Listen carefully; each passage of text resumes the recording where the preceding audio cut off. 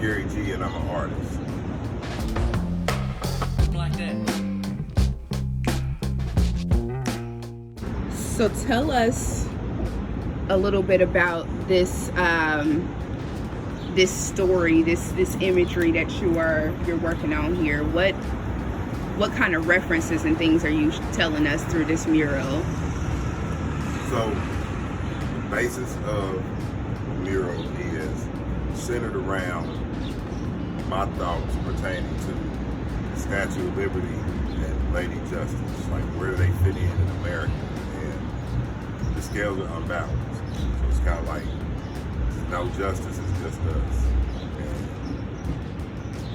And in a sense too, with the Statue of Liberty, I would probably say I can't breathe. It's American, you can't really breathe like that. But it also centers around Tupac Shakur's Liberty Needs New Glasses, home from the grocery goods and concrete. And I went to my social media, kind of like in the form of the Panthers and all power to the people.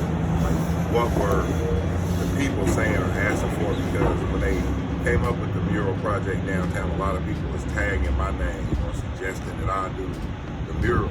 So I wanted to involve the people. And then the Arts Council paired me with the symphony orchestra.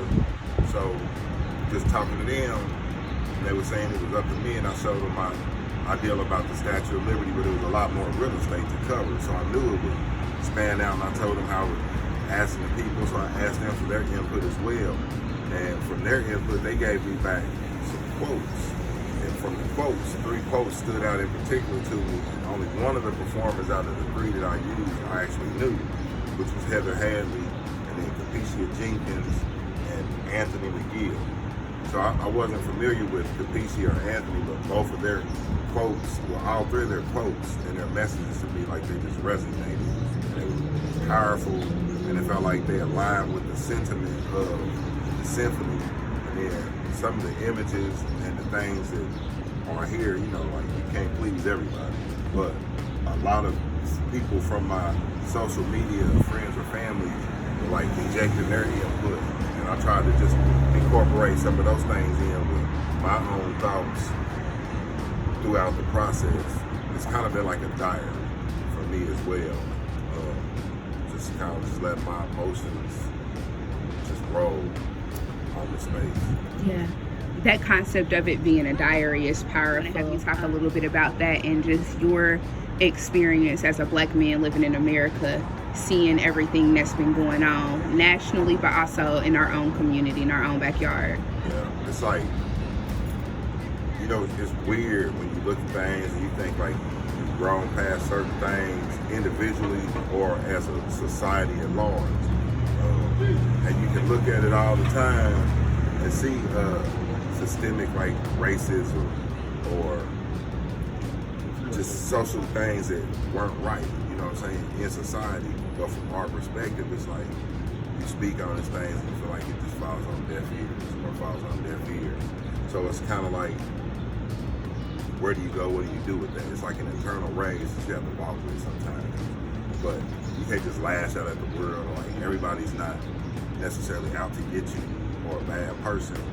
But society is just in a strange sphere, and especially like politically and socially.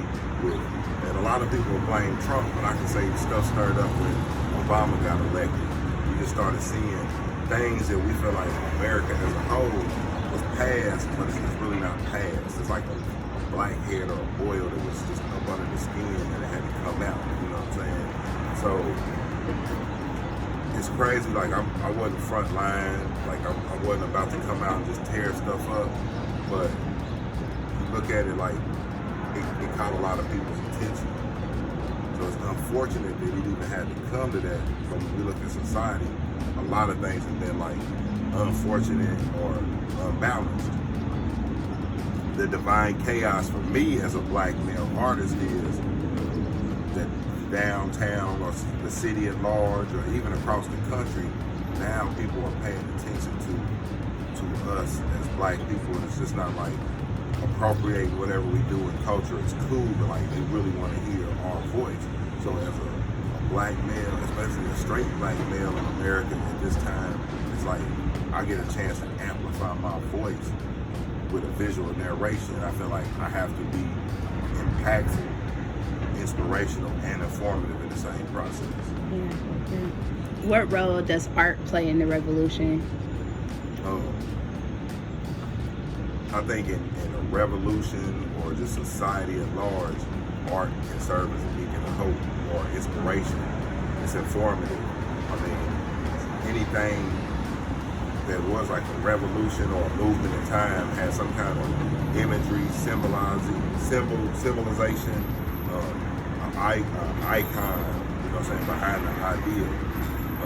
For instance, like Hitler started the obelisk, the swastika from the obelisk, and the Native Americans to make something that was good 360 degrees in a sense to something that's just wretched and horrible. You know what I'm saying? It's like history usually goes to the victors. It's like right now in this time, who's victorious? You know what I'm saying? It's like it has been a systemic oppression across the board, but then you find out like everybody in society doesn't hold or harbor that same sentiment. I think it was just like an old way of thinking or old ideologies. So I've been fortunate enough while working on the process, throughout the process of this, I experience a wide range of emotions, but I'm sure other people passing by do on both sides of the coin. But like the younger people that I talk to, have the conversations, I tell them like, it's cool that they tore shit up. Like it's the frustration, you got everybody's attention. Behind that, what's next? But it's like they actually have the power to be the policy makers, policy changers. Like they could put their friends in the Senate and House and get these old people out, the old way of thinking gone. Because I think like in 2020 is really like the start of a whole new dawn.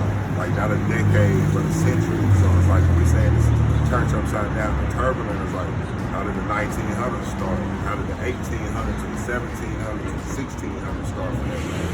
I mean, we can keep going back. So it's like there had to be something to effect change throughout the process of the revolution, throughout history.